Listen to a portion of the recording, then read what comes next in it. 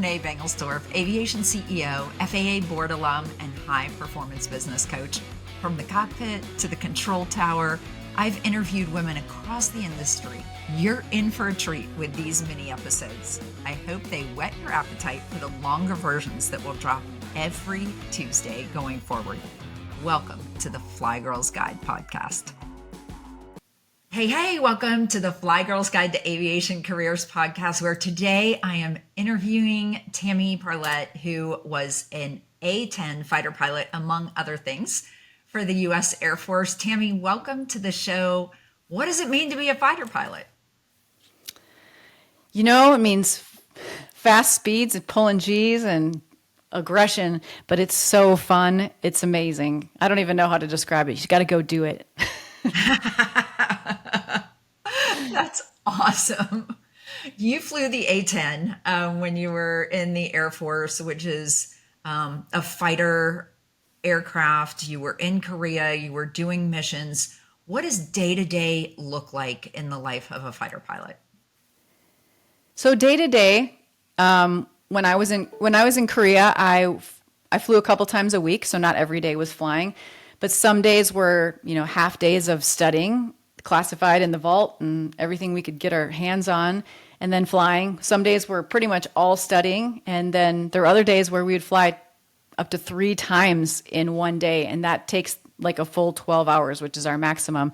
So it's a lot of intensity. But truthfully, it is so much fun. There's so much camaraderie. It makes the studying fun and easy.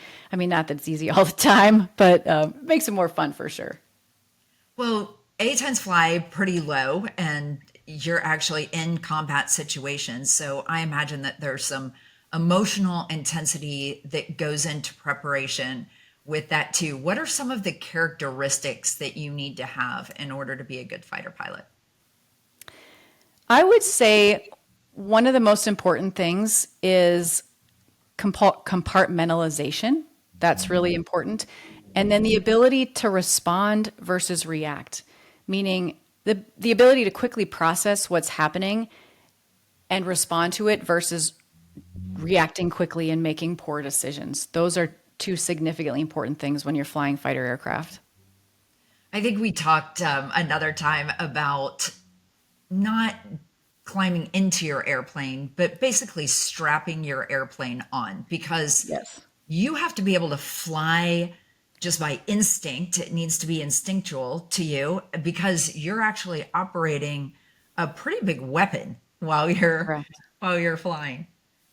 Correct. So the A-10 is literally built around a 20-foot gun that holds 1,170 of these.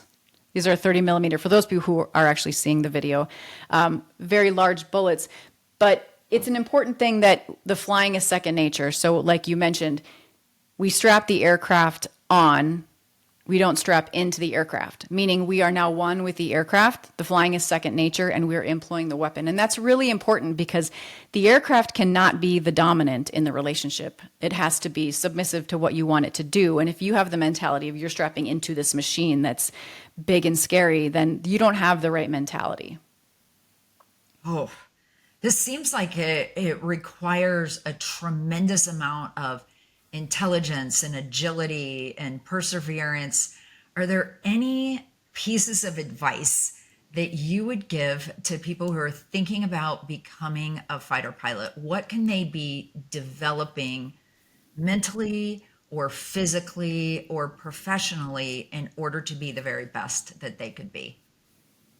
I would absolutely tell people who are interested in this career path to push yourself beyond your limits on a regular basis.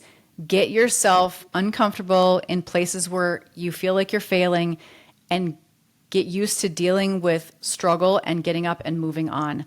Because if you are one that I've seen plenty of people come to pilot training. Many of them have never failed in their life at almost anything. And they show up to pilot training and inevitably at some point in your aviation career, aviation will challenge you. So the more you're prepared to handle challenges, the better.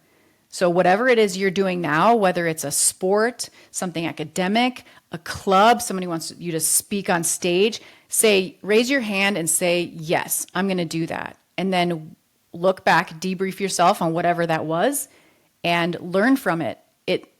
The mistakes that you make, so we all make them, they inform you. They don't define you.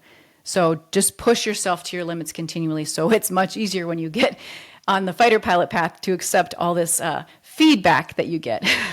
Feedback. I Yes. love it. I love it. I've gotten feedback before, not that high stakes, but feedback for sure. And it can be really brutal. Tammy, if there's one thing that you're most proud of in your flying career, what is it? I would say absolutely impacting the next generation of pilots. I love teaching. I love sharing what I have learned, sharing my mistakes, even in ways that can help somebody else not make the same mistake, because we should all do that. And I look around and as soon as I make a mistake, I run in the squadron. I'm like, okay, guys, this is what I did, so you all don't do it. We all do. We all have mistakes. I loved teaching, seeing the light bulb come on. So that's the thing I'm the most proud of is making a positive impact in those careers and of the pilots that came behind me. What incredible generosity. Thanks so much for your time today, for sharing your story with us today, and thank you again for your service to our country. It was an honor. Thank you very much. Thanks for listening.